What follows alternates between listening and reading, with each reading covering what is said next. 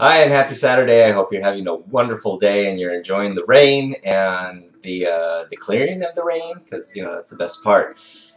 I think the hardest part of making these videos is that I have so much that I want to say, and as I mentioned in the last one, this whole bit about changing, growing, and evolving is such a multifaceted approach. There's so many things going on at one time. I've still to this day, I'm racking my brain trying to figure out, well, where is the first step? Where does one get started? How does it all begin? And I can't find that. I can't find that because there's so many places to start from, and there's so many interwoven, interlaced characteristics of evolution and evolving and changing that it's difficult to pinpoint.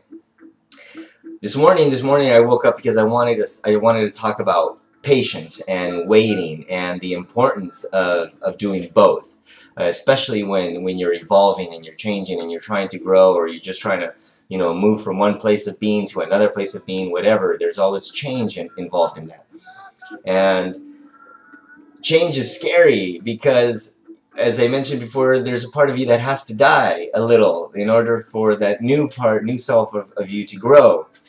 And there's so much involved in that change, so many decisions that one has to make, so many things to embrace during that change and that process. And I guess I want to talk about patience, and patience involves so much too. But mainly I want to talk about sort of the decision-making process, because we're constantly making decisions throughout our entire day, whether we're conscious of it or not. And the important ones to really be present for are the big ones, the big decisions that are going to alter our lives in some way, shape, or form. And so we want to be present and conscious with those big decisions. And I don't know, only the people that are really close to me know this about me. And I've been going through a separation and finalizing a divorce in the last couple of years. And only those people that are really close to me know that that was going on. And a lot of the other people that I've come to know out in the community, they had no clue, no idea. Or maybe they did, I don't know, maybe they heard rumors, but I never told them. And a lot of people wonder what took me so long to take the final step, to get the divorce papers or things of that nature. And I was thinking about that today because it relates to something else that I have going on in my life right now. And I was once told that whenever there's a major life decision, you should HALT, and that's an acronym for don't make any decisions. If you're hungry, if you're angry, if you're lonely, or if you're tired, because all of those things are going to affect the decision that you make. And so whenever you're making a life decision or a life choice, you want to HALT. And assess yourself to find out whether you are in one of those states of being, because if you are, you should really withhold from making that decision, and so in order to do that, you have to have patience. And in this culture of instant gratification, it's really difficult to have patience, because we want to take actions, we want to do. That we're always constantly taught that you have to go after everything, with full force, and so we have that mentality that a decision has to be made. It has to be made right now because I need to reach a conclusion and move on from the situation. And what I've learned in my life, especially coming from a father that pounded it in me that I had to work hard and I had to constantly do, it was really difficult for me to develop patience, and it took a long time. It took a lot of practice. Just like any muscle in your body, you have to practice and practice until it gets better and stronger. And so for me, it took a long time to practice patience. And that's what I tell people when I was in that situation where I was sort of in limbo as to what step I was going to take with respect to my divorce. Because I had the papers, they were all filled out, and then I fell ill. I fell sick, and during that time, there were feelings that started to to come out that I didn't deal with before because the situation never presented itself to elicit those feelings in me.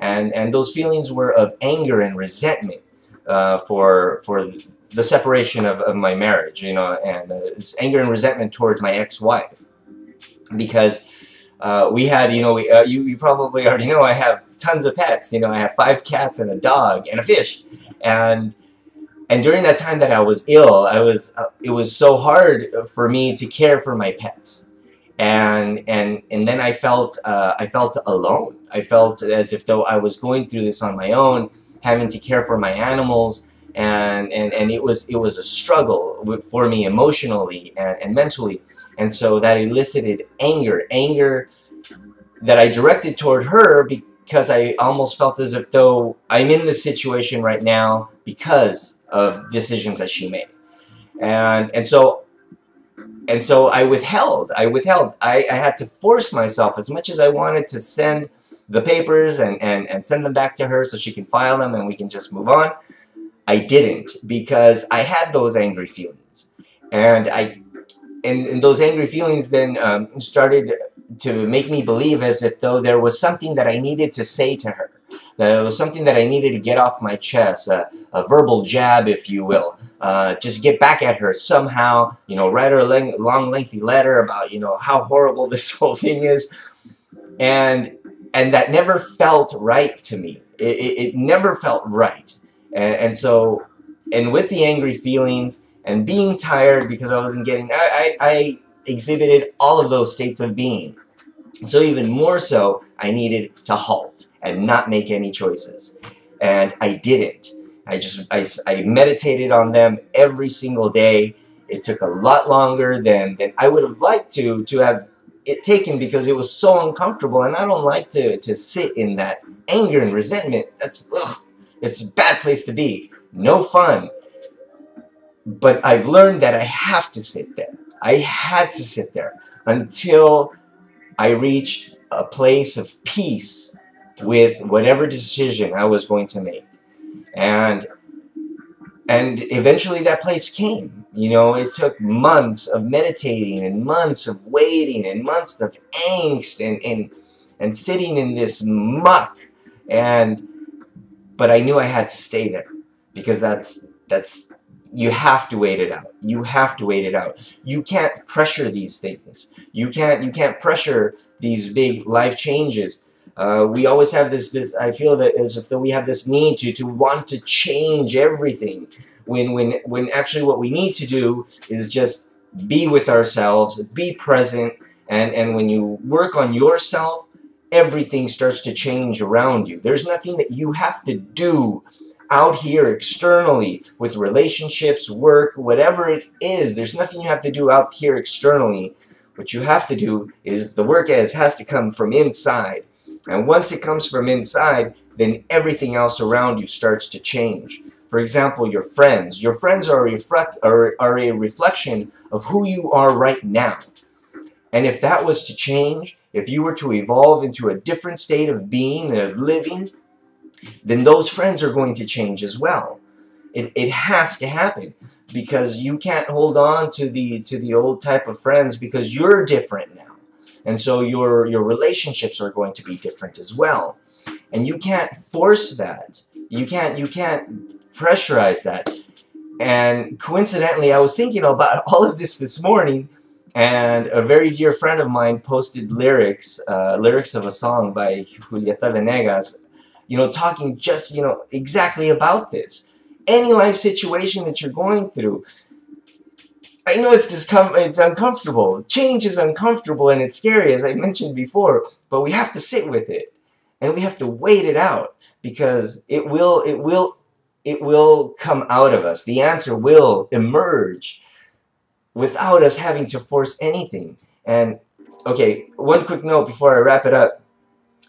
But not forcing something is true also of whether or not avoiding something, because avoidance of a situation because it's uncomfortable or whatever reason, avoidance of something is also resisting it, you know, but it's resisting it in the negative sense. You know, there's the way of you're trying to force an action to actually occur and to happen in your life, and then there's the negative resistance of avoiding it as well, just because it's uncomfortable. So keep that in mind when you're making big life decisions. Remember the acronym HALT. Hungry, angry, lonely, or tired, you should probably not be making any decisions, okay? Think of it as some sort of a mentally incapacitated state, like when you're drinking. You can't, you know, get into any contracts when you're drinking. Same thing when you're hungry, angry, lonely, or tired. Just step back, breathe, meditate, pray, do whatever you have to do to get through that discomfort, okay? And there's nothing you have to do except just be, and be present and care for yourself during that stage and that period.